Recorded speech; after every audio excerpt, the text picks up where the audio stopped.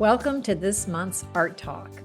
Every month, Julie Schumer and I chat about what's going on in our business or affecting our business. And I think this month, it is, at least in Florida, hurricane cleanup and politics.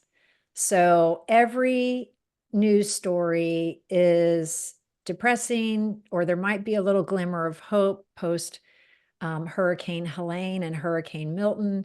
I know Florida isn't the only state in the country that's had a difficult time. Of course, the Carolinas are really hurting. Some areas of Georgia and maybe Tennessee, if I'm remembering everybody. So, it doesn't go away. Like once the hurricane goes through, that's just the beginning, really. So there's so much news coverage, and it really is kind of a bummer.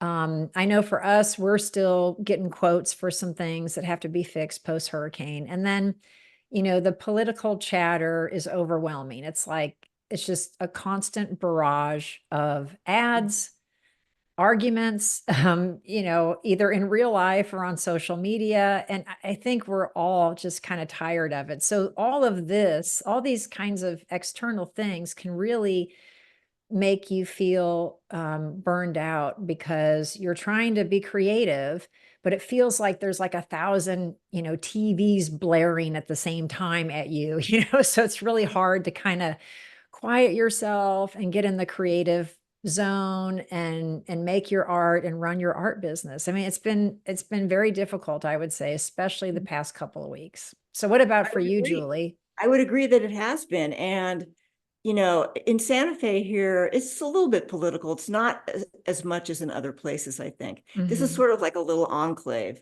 Mhm. Um, like when you go into a coffee shop, you're not hearing tons of political conversation, which is actually refreshing. Yeah. I do get a million text messages a day, for Yeah. one political reason or another, and that's sort of annoying. Um, but here it's not been quite as bad maybe as where you are, but there is, I know I personally am feeling a huge burnout at the moment. I just have had a huge life transition as well as moving my studio, and it's all very tiring both mentally and physically. And Mhm. so I'm trying to find ways right now to get out of that, and I Mhm. don't expect it to happen overnight, number one. I'm trying to exercise a lot of self-compassion, number two, Mhm. and engaging in self-care, which is a good thing. Yeah.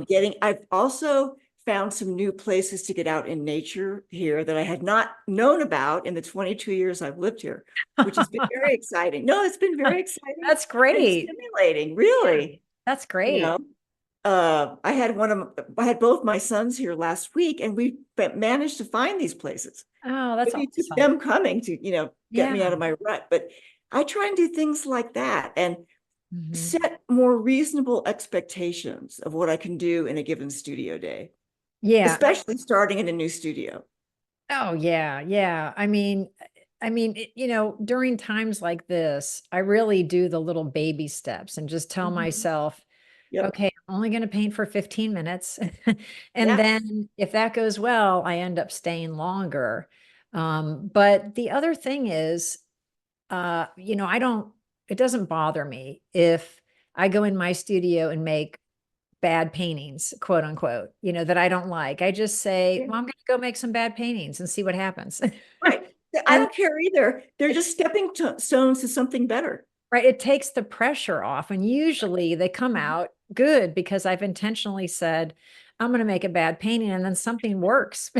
So, you can kind of turn it around on yourself, but it relieves the pressure if I say, I'm only going to paint for 15 minutes, or I'm going to go make some bad paintings. So then I don't worry about it. They often come out fantastic, or I'm pleased with them. Sometimes they don't, of course, but it Right. makes that, then you don't have to feel like, oh God, I've got to try to get this done. And then Mhm. there's all this noise around me, so it's hard, so feeling kind of fried by the barrage of everything right now. I think we're all, you know, feeling it because we're all connected. Um, more so in this world now than ever before. So Right. it's been a little trying, but there are certainly ways you can pull yourself out by taking these baby steps. Self-care is a big one. Very big. Yeah, not beating yourself up, and then maybe getting a pedicure, getting a massage, doing Mhm. something nice for yourself. Yeah. Nature is for sure you know, a great thing to do. Go outside Mhm. and get away from the TV, get away from the social media, get away from the news. And Um, getting some good exercise is really important too. That yeah, always lifts my burnout spirits, I think. yeah, Just getting out walking or going and doing something, some hard cardio is helpful too. yeah, yeah. Those are all good ideas. So we're curious what you guys are doing during this kind of tumultuous time. And hopefully next week, the fog will clear and we can all move on, at least in the States. So we realize that not everybody's having a presidential election. So, but Right. we'd love to hear what you guys do to get out of a funk, or what you do when burnout happens for you in your art career.